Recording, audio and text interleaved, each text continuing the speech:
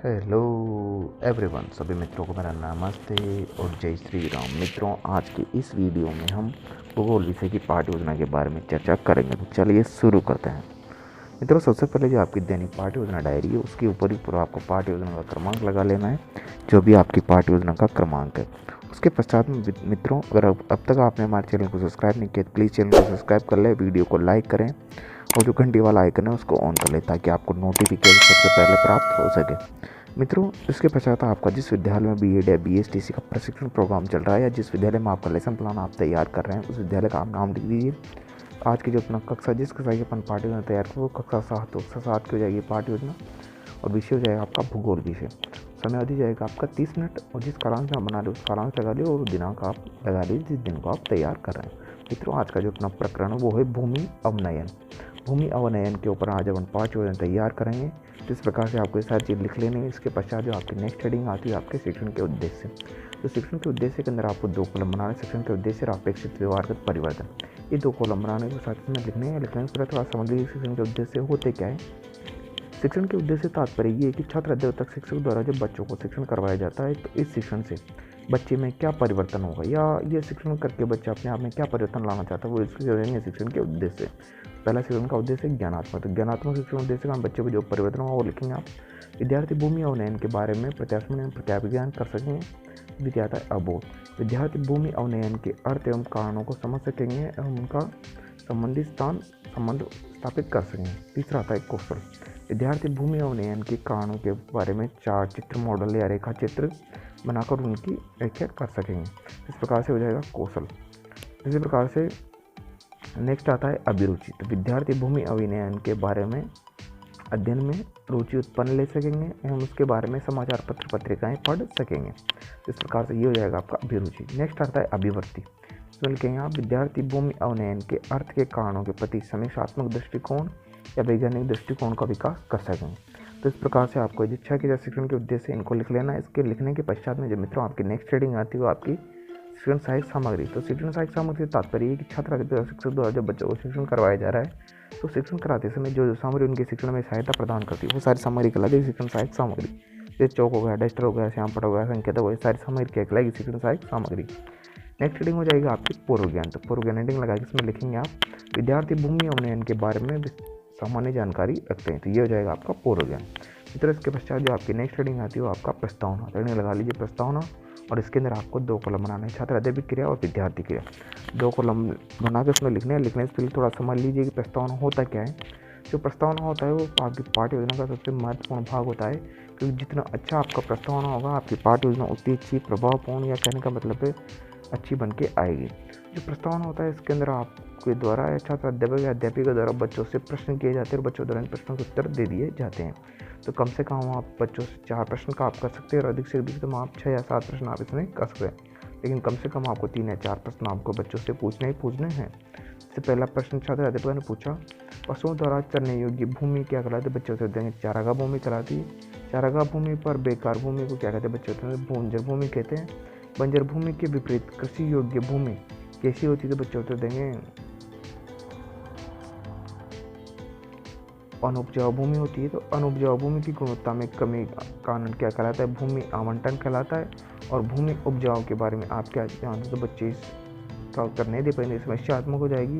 तो बच्चों आज हम जो उद्देश्य कथन लिखेंगे, बच्चों आज हम भूमि अवनयन के बारे में विस्तारपूर्वक अध्ययन करेंगे।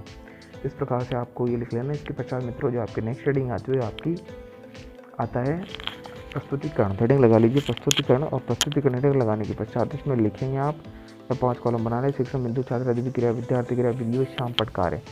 इसका जो पहला शिक्षण बिंदु वाला कॉलम है तो शिक्षण बिंदु वाले कॉलम के अंदर आपको पहला शिक्षण बिंदु लिखना है भूमि अवनयन का अर्थ। भूमि अवनयन का अर्थ आप बच्चों को बताएंगे। तो इसके समक्ष जो में विकासात्मक प्रश्न आपको लिखाएं, इन विकासात्मक प्रश्नों को आप लिख लीजिए। विकासात्मक प्रश्न लिखने के पश्चात में छात्र अध्यापक कथन है वो लिखेंगे आप उपजाऊ भूमि की गुणवत्ता, उपयोग एवं उत्पादकता में कमी आना ही अवनयन कहलाता है। इसे भू निम्नीकरण या भूमि की गुणवत्ता में कमी भी कहा जाता है। भूमि अवनयन प्राकृतिक या मानवीय दोनों कारणों से होता है। तो इस प्रकार से ये हो जाएगा आपका छात्र अध्यापक कथन। जो छात्र क्रिया वाले कॉलम में आप लिखेंगे, छात्र ध्यानपूर्वक सुनेंगे और महत्वपूर्ण बातों को अपनी पाठ्य पुस्तिका में नोट करेंगे। और जो विधि हो जाएगी आपकी वो है व्याख्यान विधि। श्याम कार्य को आप परिपूर्ण करने के लिए जो मैंने छात्र अध्यापक कथन लिखा है, इसके महत्वपूर्ण बिंदुओं को आप फ्लैग चार्ट लगा के इसके अंदर आप लिख लीजिए। इसके पश्चात मित्रों आपकी नेक्स्ट हेडिंग आती है बोध प्रश्न। तो बोध प्रश्न हेडिंग लगा लीजिए। बोध प्रश्न जो होते हैं वे किसके द्वारा पूछे जाते हैं, क्यों पूछे जाते हैं, वो थोड़ा जान लीजिए। बोध प्रश्न होते हैं वो छात्र अध्यापक के द्वारा पूछे जाते हैं और इसलिए पूछे जाते हैं ताकि बच्चे का ध्यान पढ़ाए गए पाठ से या पढ़ाए गए प्रकरण से इधर उधर भंग नहीं है, भ्रमित नहीं, जैसे बोध प्रश्न किए जाते हैं। तो आपको सारे बोध प्रश्न लिख लेने। ये बोध प्रश्न लिखने के पश्चात में मित्रों जो आपको द्वितीय जो शिक्षण बिंदु आता है वो है भूमि अवनयन के कारण। तो द्वितीय शिक्षण बिंदु लिखेंगे आप भूमि अवनयन के कारण। इसके समक्ष जो मैंने विकासात्मक प्रश्न आपको लिखा है, इन विकासात्मक प्रश्नों को आप ध्यानपूर्वक लिख लीजिए। विकासात्मक प्रश्न लिखने के पश्चात में मित्रों जो छात्र अध्यापक कथन है वो छात्र अध्यापक कथन लिखेंगे आप भूमि अवनयन प्रकरण या रूप से प्राकृतिक या मानवीय कारणों से होता है, जिससे मृदा अनुपजाऊ, मृदा में लागत, कृषि अत्यधिक खनन, वनों की कटाई, मरुस्थलीकरण, पशुचारण, विकासात्मक कार्य, अधिक सिंचाई, नहरी जल का रिसाव, शहरी ठोस कचरा एवं औद्योगिक अपशिष्ट खाद्य एवं कीटनाशकों का प्रयोग करने के कारण ही मृदा का क्या होता है, इसके जो मेन कारण है अवनयन के, यही मेन कारण है। तो ये हो जाएगा आपका छात्र अध्यापक क्रिया। विद्यार्थी क्रिया में आप लिखेंगे विद्यार्थी ध्यान पूर्वक सुने। विधि हो जाएगी आपकी व्याख्यान विधि। श्याम कार्य को आप परिपूर्ण कर लेंगे जिस प्रकार मैंने बताया। जिस अध्यापक कथन है उसमें से आप महत्वपूर्ण बिंदु को छांट लीजिए और इसके अंदर आप लिख लीजिए। नेक्स्ट हेडिंग आती है बोध प्रश्न। तो बोध प्रश्न के बारे में मैंने पहले बता दिया किसके द्वारा पूछा जाता है, क्यों पूछा जाता है। इस प्रकार से आपको ये बोध प्रश्न लिख लेने हैं मित्रों। इस प्रकार से जो आपकी पाठ्य योजना है वो यहीं पे समाप्त होती है, लेकिन उससे पहले आपको हेडिंग लगा लेनी है मूल्यांकन प्रश्न। तो हेडिंग लगा लीजिए मूल्यांकन प्रश्न। जो मूल्यांकन प्रश्न के बारे में थोड़ी सामान्य जानकारी आप ले लीजिए। मूल्यांकन प्रश्न किसके द्वारा पूछे जाते हैं और क्यों पूछे जाते हैं। जो मूल्यांकन प्रश्न होते हैं छात्र अध्यापक के द्वारा पूछे जाते हैं और इसलिए पूछा जाता है कि उसने छात्र अध्यापिका ने बच्चों को जो पाठ पढ़ाया बच्चों ने सीखा है अथवा नहीं सीखा है, कितना सीखा है, इस बात की जानकारी प्रतिपुष्टिया फीडबैक लेने के लिए मूल्यांकन प्रश्न बनाए जाते हैं। ये मूल्यांकन प्रश्न होते हैं वो किसी भी प्रकार के आप तैयार कर सकते हैं, जरूरी नहीं जैसे मैंने बनाए उसी प्रकार से आप भी बनाएं। तो आप लघुत्तरात्मक, अति लघुत्तरात्मक, निबंधात्मक किसी भी प्रकार के प्रश्न आप बच्चों से पूछ सकते हैं ताकि बच्चों को आपके द्वारा मूल्यांकन किया। जैसे मैं 1-2 प्रश्न मैंने बनाए देखे, एबसद वाले मैंने बना रखे, रिक्सान वाले बनाए, सत्य वाले बना रखे हैं, लघुत्तरात्मक बनाए। तो इस प्रकार से आपको प्रश्न दे देने और बच्चों को गृह कार्य दे देने ताकि बच्चे घर पे जाकर अपने खाली समय का सदुपयोग कर सकें। मित्रों आशा करता हूँ कि आपको वीडियो अच्छा लगा होगा। तो प्लीज़ वीडियो को लाइक करें, शेयर करें और चैनल को सब्सक्राइब करना ना भूलें। अगर आप हमें फेसबुक पर देख रहे हैं तो प्लीज़ हमें फॉलो जरूर करें, वीडियो को लाइक जरूर करें। Thanks for watching.